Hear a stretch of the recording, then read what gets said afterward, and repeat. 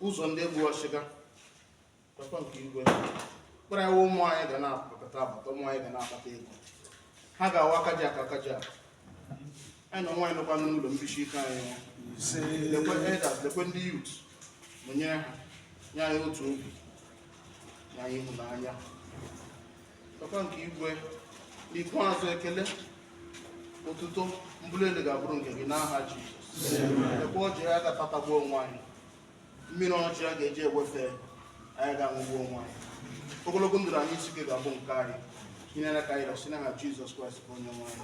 Amen. Obiada. Ilola. No.